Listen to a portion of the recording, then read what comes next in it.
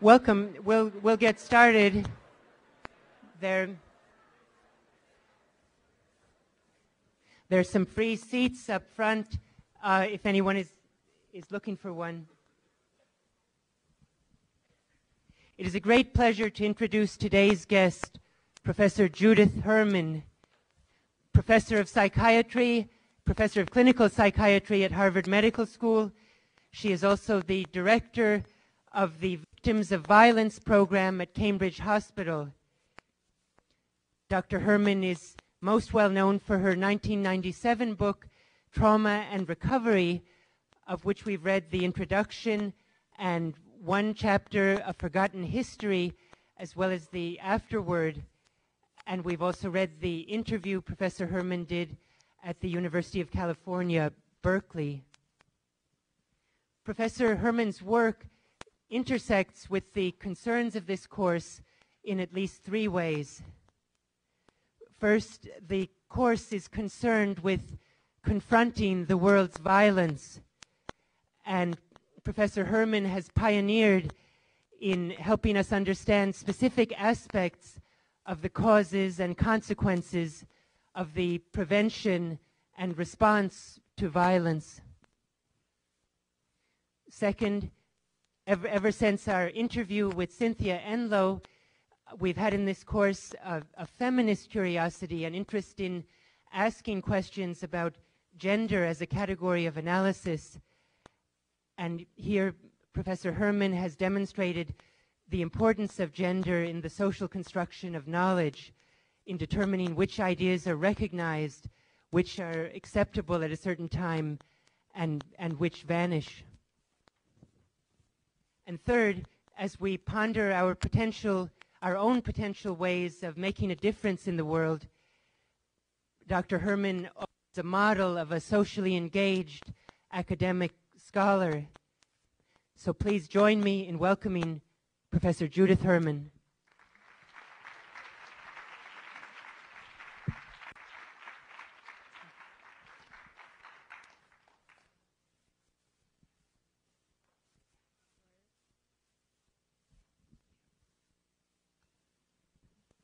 Thank you very much, Brian. Can people hear me? Is that about right? Maybe I should hold this because I have a feeling this is going to sound very weird. Is this better? How's that? Much worse. Yeah. Let's try it one more time. Still worse. Okay.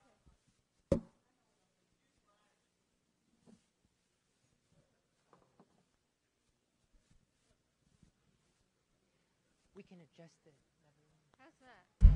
How's that? I'll just hold it.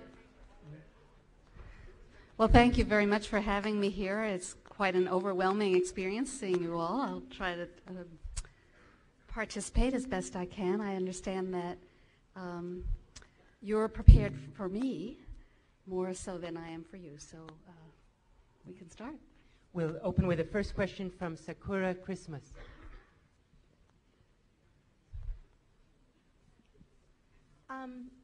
In Trauma and Recovery, you wrote, quote, investigators who pursue the field too far beyond the bounds of conventional belief are often subject to a kind of professional isolation. Can you relate an experience where you chose to go beyond the borders of conventional belief, and why you chose to do so, and what were its consequences? Okay. Everyone heard the question. It's a sort of a personal experience of sort of being outside the pale, so to speak. There are a lot of them that come to mind. One really has to do with my early experience as a new psychiatrist when I was in residency. And this was the early 1970s, so it coincided really with the flowering of the women's movement, and I had really the good fortune to be simultaneously in my residency training as a young beginning doctor and in a women's support group, a consciousness-raising women's group. And so I really had two quite different sources of knowledge and analysis, understanding, two different places to process what I was observing with my patients. Two of my very first patients were women who were victims of sexual and domestic violence. One was a woman who, actually both were women who got into the hospital after they made suicide attempts. One to escape an intolerable battering situation. Another really as the result of her early childhood abuse. Both were incest survivors. In both cases, it seemed to me that the incest and the battering were central to the experience of these women, to understanding why they were so depressed, why they were so self-destructive, and what needed to be done, just even in terms of acknowledging the importance of this horrible experience of betrayal and terror in understanding their quote-unquote psychopathology. I was in a training environment in which the importance of these experiences was completely unrecognized. In fact, the conventional wisdom at that time was that incest was one of these things that women fantasized about. It didn't really happen. It was just that we all really desired it so much. And that seems kind of grotesque now, but that was what I was being taught. So that in order to kind of stay with my patients, I had to kind of disregard what I was being taught and stay close to the actual experience of the women. The only way I could do that was that I had a women's support group that was telling me, yeah, stay with this because this is you're doing the right thing. Otherwise, I mean, why would you go against what your olders and betters are telling you? So I don't know if that's a good illustration, but that's the kind of thing. And pretty much throughout my career, I think there have been choice points like that, or often driven by the actual observations, the actual clinical experiences, where, I mean, we were seeing all these patients who were victims of violence all the time. We just weren't asking the right questions. We weren't paying attention to it. And we didn't know what to do with it when we did ask the questions. So you needed a support. It was, in a way, bringing the wisdom of the women's movement into academia that has been the trajectory of my career. And Omar Haq will read our next question. This is on behalf of an anonymous student. In your book, A Forgotten History, you stated that you worked in a feminist mental health clinic. What makes a clinic feminist, and how has the feminist space affected you as an individual, your insights, and your practice? Could you repeat the last part after sorry. what makes a clinic feminist? And how has this feminist space affected you as an individual, your insights, and your practice? Okay. I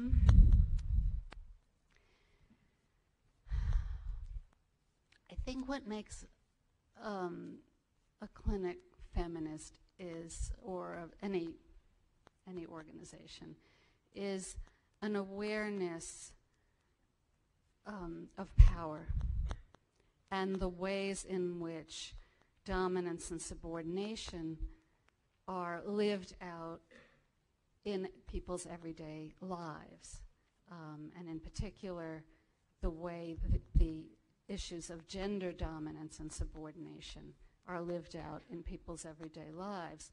Now, this obviously has an impact on every aspect of life, but in our particular practice, we're looking at the psychological impact, the health and mental health impacts of dominance and subordination. So it's not that we disregard all other aspects of health and mental health practice, but we we incorporate it within an ecosystem in which the social dimensions of power and dominance are always recognized.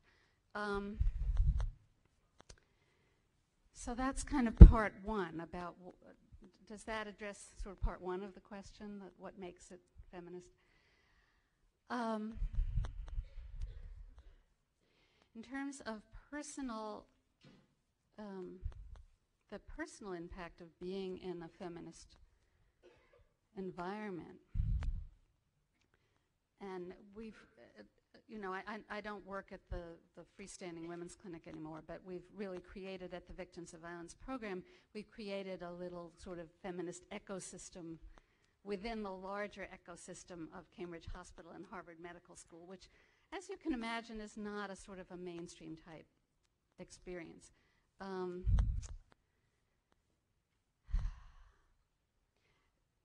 We try to cultivate an environment, what I would call a democratic environment. That is an environment in which it's not that we don't have a hierarchy, it's not that we don't have junior and senior roles or differentiation of roles and responsibilities, but we try to remember that there's a power structure even within our own setting, and to be cognizant of the fact that information needs to travel from the bottom up, and as much as or more so than from the top down. That's one part of it. And the other is that I think we try to create an environment of mutual support. I mean, we, you know, the effects of violence are so pervasive, and you never get used to it. Just when you think you've heard every horror story you could possibly hear, and that there's no grotesque, sadistic thing that, you know, one human being does to another that you haven't already heard, some patient comes in and tells you a story that, you know, just totally blows you away. It's just, if you lose your ability to be shocked by this, you're burned out. Okay, you've lost something very precious about yourself. So we try to create an environment in which we understand that, and in which we offer each other the kind of mutual support that prevents us from burning out, that keeps our courage up, that keeps our ability to laugh. Albert Coe.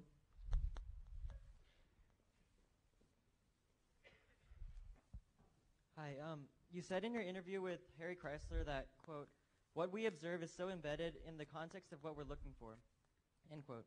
Given that you are a female psychiatrist, has anybody ever attempted to accuse you of having a biased outlook while doing your research on domestic violence? And if so, or even if you haven't, how would you respond to such an objection? Oh, I get accused of bias all the time.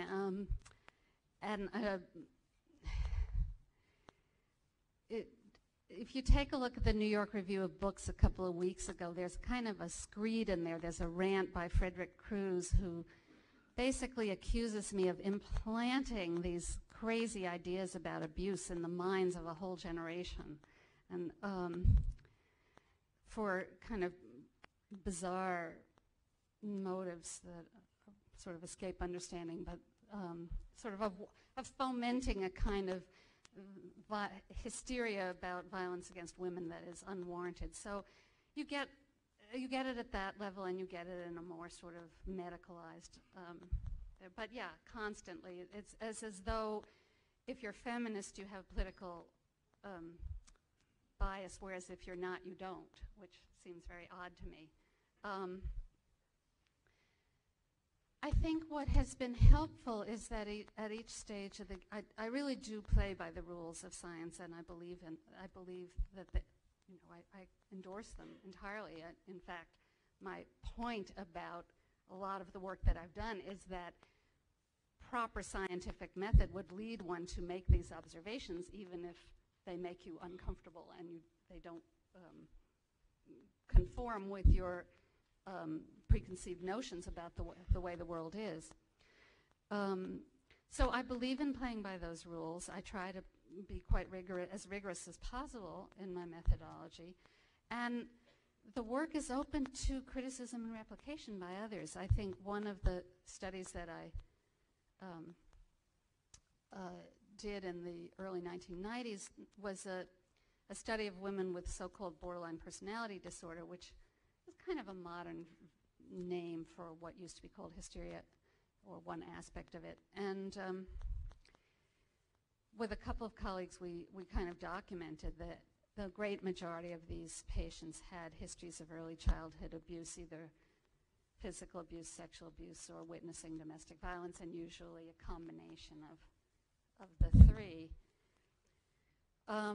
We put that, our report came out in the American Journal of Psychiatry in 1989, I think, and it was then subsequently replicated by many other investigators, none of whom could possibly be accused of feminist bias. So that kind of took care of that criticism in that regard. Another study that, again, clearly did have an agenda was that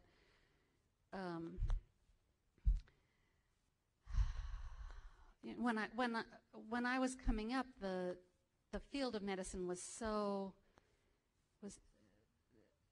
really so male dominated. It's very, very different now. I mean, the entering classes now at Harvard Medical School are 50-50, or even possibly a little bit more women.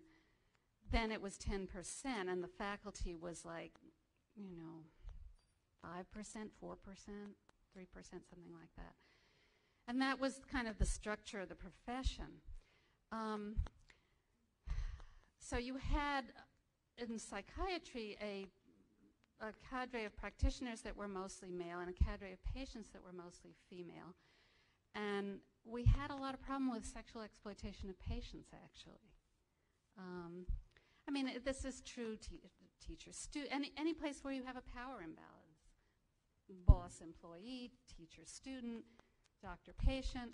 But particularly, I think the intimacy of the doctor-patient relationship in psychiatry was such that for people who were inclined to exploit it, it was an easy thing to do. So when I was on the Committee on Women of the American Psychiatric, Nanette Gartrell and Sylvia Olarte, two colleagues, and I proposed that we wanted to do a nationwide survey of sexual exploitation of patients. And you can imagine that wasn't a terribly popular proposal. But we managed to get outside funding to do it, and we did actually do the study, and it did document that about 7% of psychiatrists acknowledged, this was an anonymous national survey, acknowledged sexual contact with one or more patients. Well, I mean, the numbers they really did need to deal with those numbers. For one thing, it was costing them a lot of money. Interestingly enough, the people who were the least opposed to the study were the people on the Malpractice Insurance Committee, because they were paying out a fair amount. I mean, 50% of their costs was going to paying out settlements when some of these patients finally did get it together to turn around and sue for malpractice. So in the end, I think the data did speak for themselves, and you do have enough honest people in the profession who will follow where the data lead. Diamond Cephas will read the next question on behalf of a student. Dr. Herman, thank you for coming today. What advice do you have for those women who have suffered and who are suffering from physical or sexual abuse and are too frightened to share their stories and to begin the healing process? Okay. So advice to people who are currently being victimized, or who have been but have never told anyone. I guess the most important advice is that you're not alone. No matter how alone you feel, there are so many other people who have been through what you have been through. I mean, that's the good news for individual survivors. It's the bad news for all of us, that this problem is so common. One of the things that we do a lot lot of at the Victims of Violence program is we run a lot of groups. And the reason we run the groups, besides all the social support and all those good things, is that the groups have an amazing impact on survivors' self-esteem, because they come into these groups feeling condemned, feeling contaminated, feeling defiled, feeling disgusting, feeling like if anybody really knew the truth about me, I would be shunned. I would be, they would want to just go and throw up, basically. They don't feel that way about the other group members. Okay, if they come into the group, they still feel like, as one patient put it, her metaphor was the sewer silt that a snake would breed upon. That was her description of herself. Okay. And in fact, in that image was contained a whole sort of suicide fantasy about how she would jump in the river and she would drown, and then her body would decompose and become fertilizer and be used to fertilize vegetables, and that was the only way that she could be useful in the world, which she could fertilize some plant that would then produce food for her children. But they look at the other group members, and what do you know? They don't have horns and a tail. And they feel tremendous empathy and compassion for others who have been through this. They don't have self-empathy. And the group will challenge that. In the group they will say, you didn't deserve this. You didn't do anything wrong. You were a child. No one deserves to be raped. No one deserves to be beaten. But me, you see, and then they have the whole set of rationalizations and that explain why they deserve to be condemned. But the other group members don't buy it. And when they look into the other group members' eyes, they see the compassion. They're able to take it in a way that I think, otherwise, it's just words. Oh, it's not your fault. Yeah, right. But it has, so the healing is relational.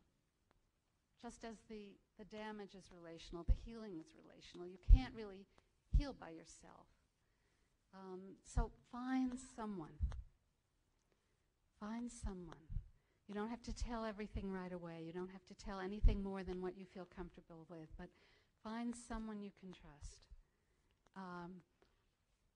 And if you don't succeed the first time, keep trying, because there are people out there who will support you and who will help. It takes enormous courage for survivors to disclose and to take that risk. But that's what starts the healing. Betsy McCormick.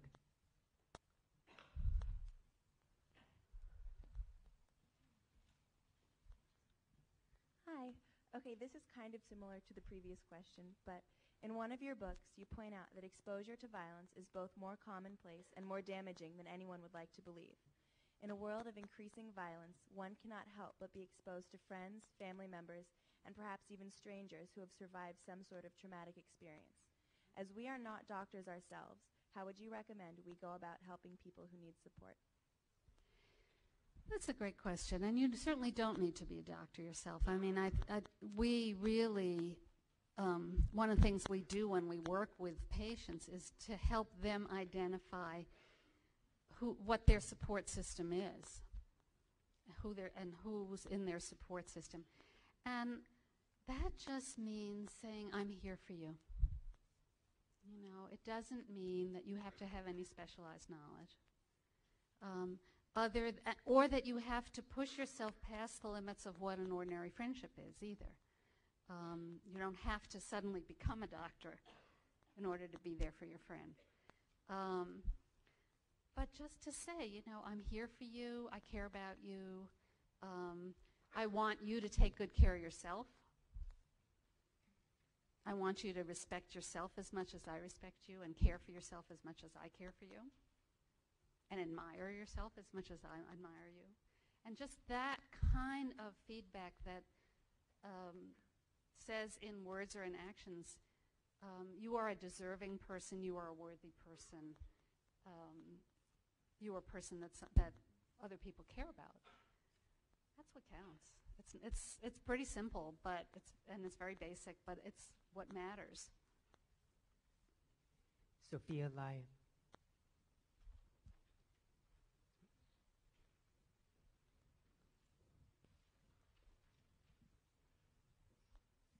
All right, thank you, Dr. Herman. This is actually the question that is repetitive of the first question, just because.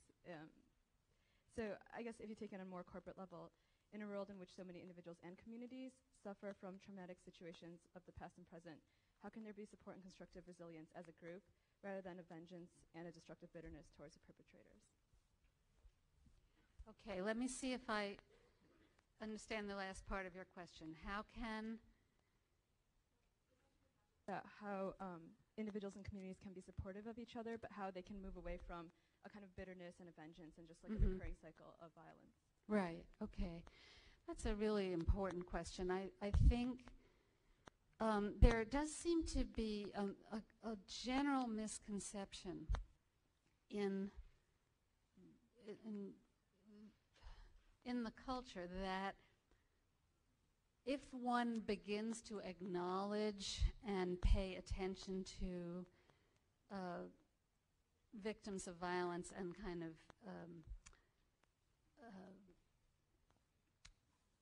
offer support for what victims need, that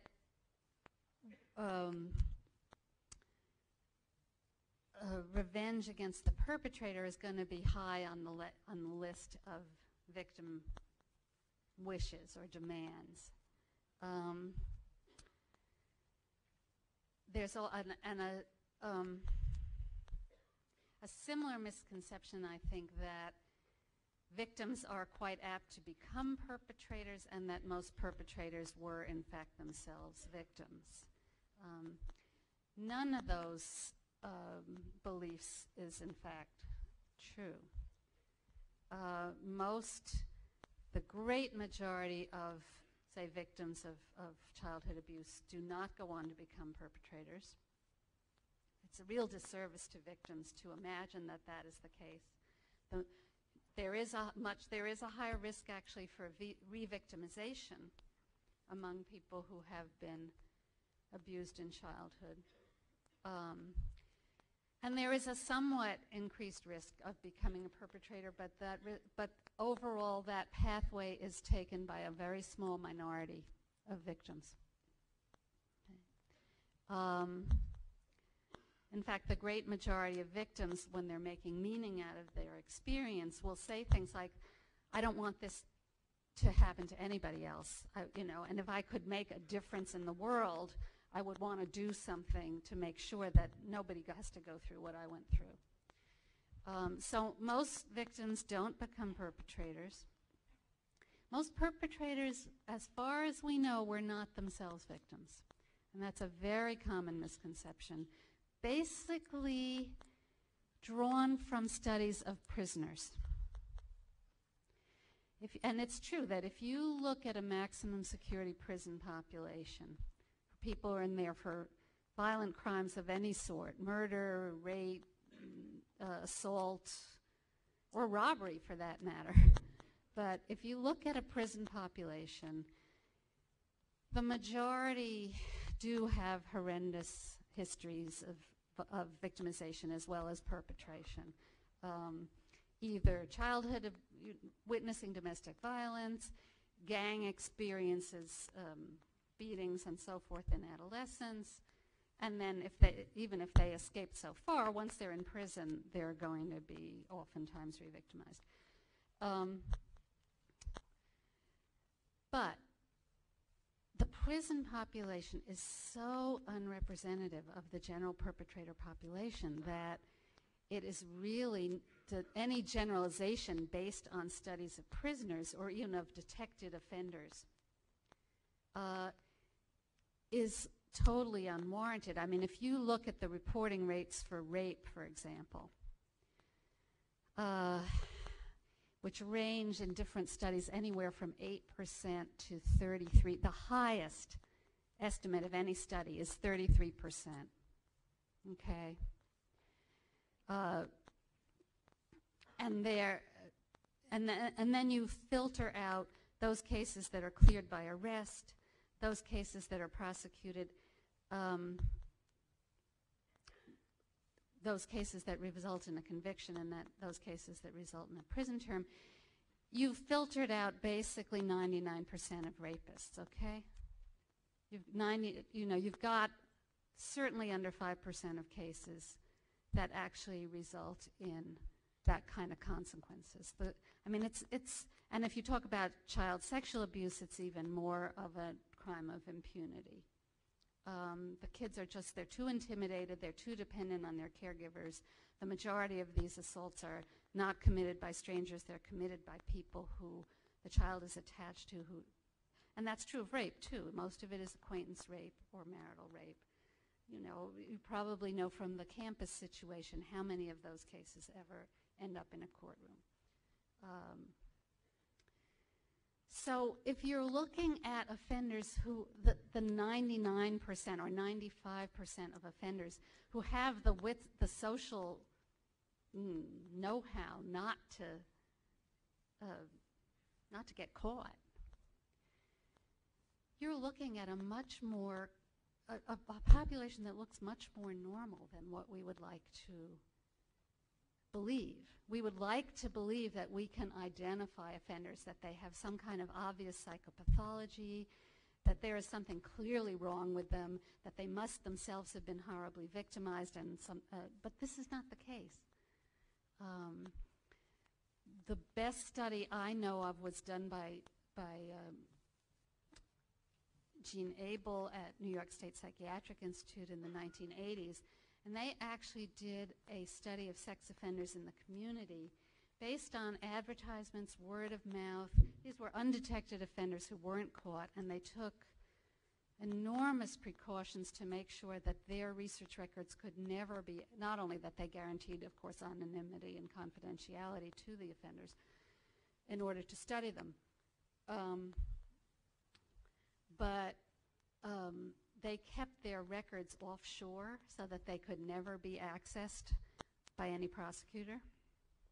And under those circumstances, they got quite a few volunteers. Ordinarily, offenders don't, we don't know much about offenders because they don't volunteer to be studied. They did extensive psychiatric workups on these guys. Over half qualified for no psychiatric diagnosis whatsoever, okay? Certainly not major mental illness, not alcoholism, not personality disorder, nothing. They looked normal, which is what our victims keep telling us, right? Nobody would have believed it. He was, he was the captain of the football team. He was the, whatever you want, the fraternity rapist, okay? These guys weren't victimized themselves. This is an exercise of raw power. It's and it attracts people whether or not they have an abuse history. This is what,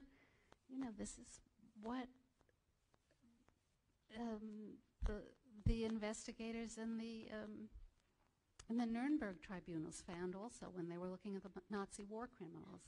These guys didn't qualify for psychiatric diagnoses. They didn't have abuse histories themselves. They looked frighteningly normal. Okay, so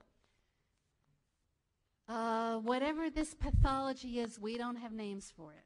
It's too embedded. The love of power, the wish to subordinate another person, the excitement of having someone kneel at your feet and say, do to me whatever you want, is too built into our culture. Just go online and look for the pornography and you'll find it, okay? Of course, then you'll never get it off your computer, so. But it's right, it's a multi-million-dollar, billion-dollar industry. So this isn't something, this is too endemic, and we don't understand it very well. But imagining that it's just the consequence of victimization, I don't think that explanation will hold up. Okay. So much for the cycle of violence idea. very appealing. It just doesn't happen to be empirically validated.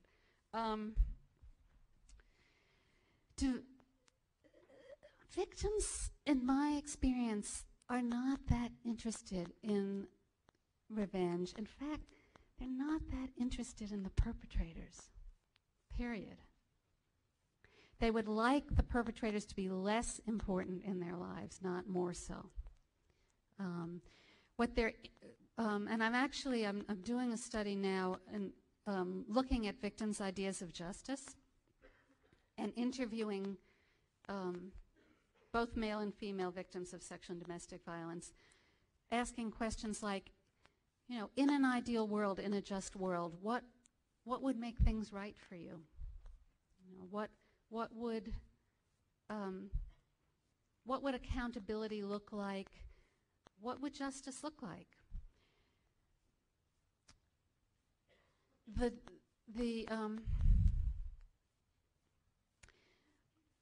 What most of my informants are telling me is this: I want to hold my head up in the eyes of the world.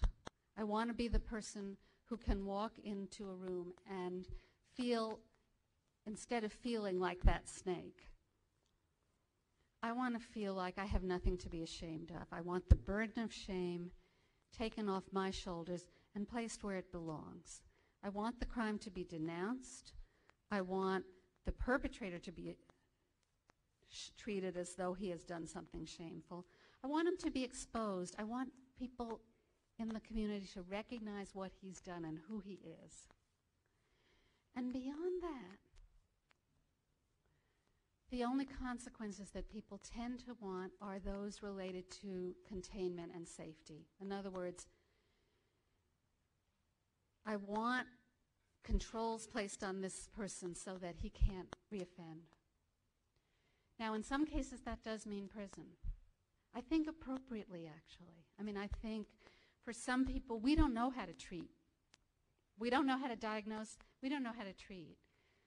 We have had some success with batterer treatment. With sex offender treatment, the results are not encouraging, even when court mandated.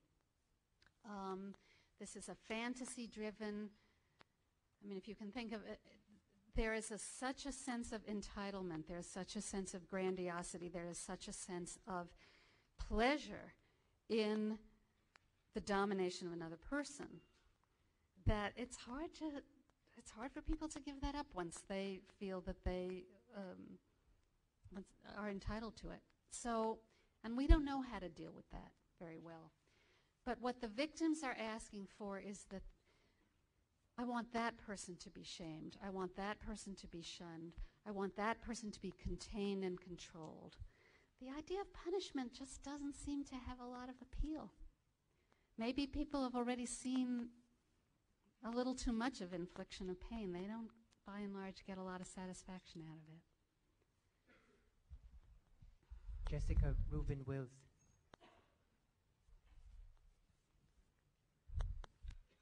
By the way, I'm still interviewing for the study of victims' ideas of justice, so just in case anyone's interested. Thank you.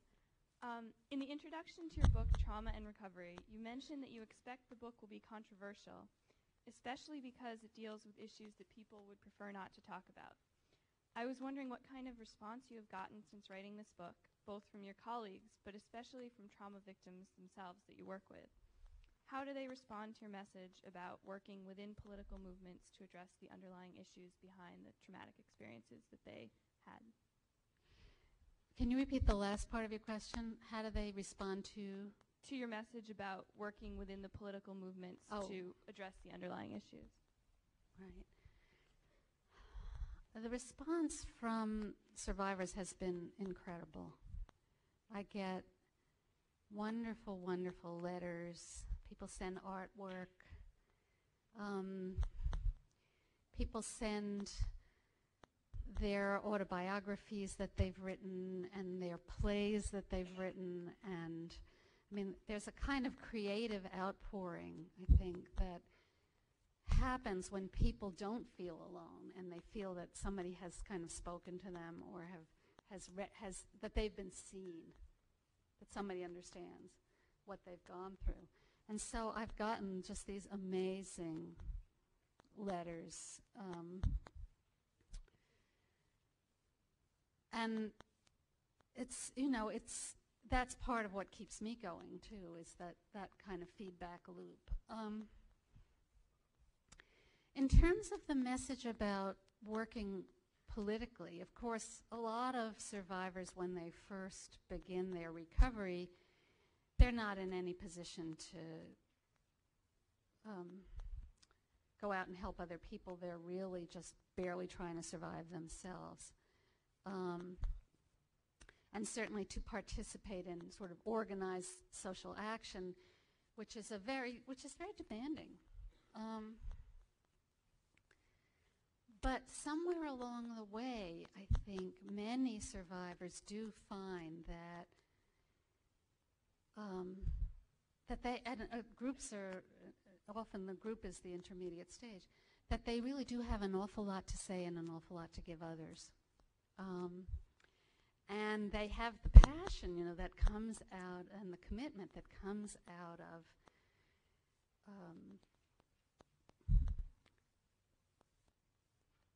this. There's a kind of authenticity to this experience where once you can get over the some of the immediate damage to yourself, it kind of liberates all that energy that was going into beating yourself up and blaming yourself and being self-destructive can suddenly be put to incredibly good use. Eve Ensler, whose work some of you may know, who came out herself as a survivor not too long ago, talks about how for the first 35 years of her life, most of her energy during the day was just went into survival and not killing herself.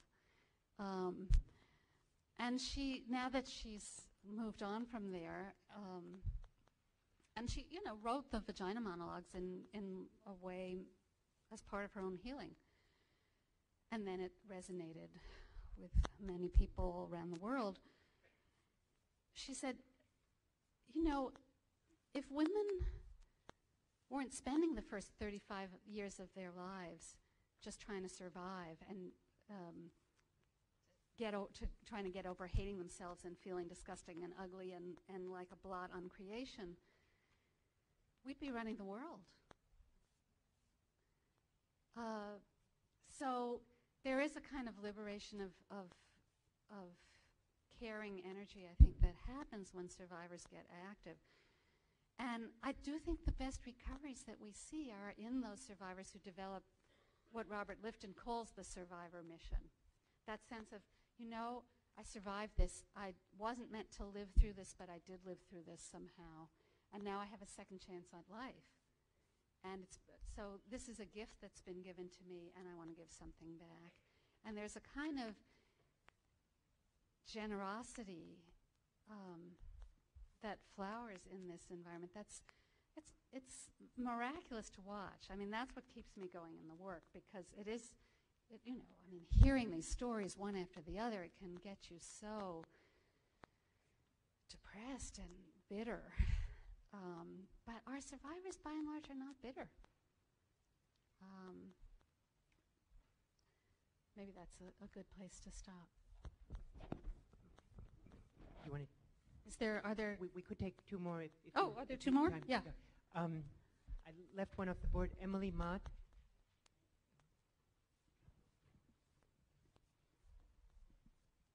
Thank you for being here. In today's reading, you criticize those who suggest that women and children with recovered memories don't know their own minds and are in fact fabricating stories of abuse. However, some studies point to the fallibility of memory, and some trauma victims have memories that are hazy, fragmented, or possibly inaccurate.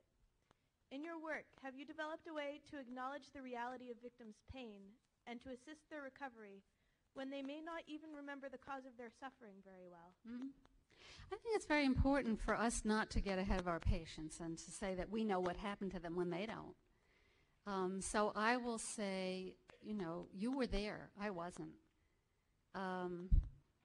We'll figure it out. In general, I think what one finds, you know, amnesia and memory disturbances are central to post-traumatic stress, no question about it.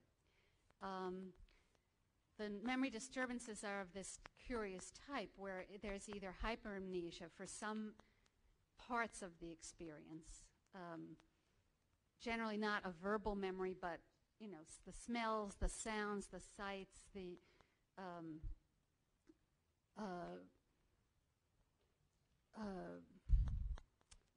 physical sensations and so on.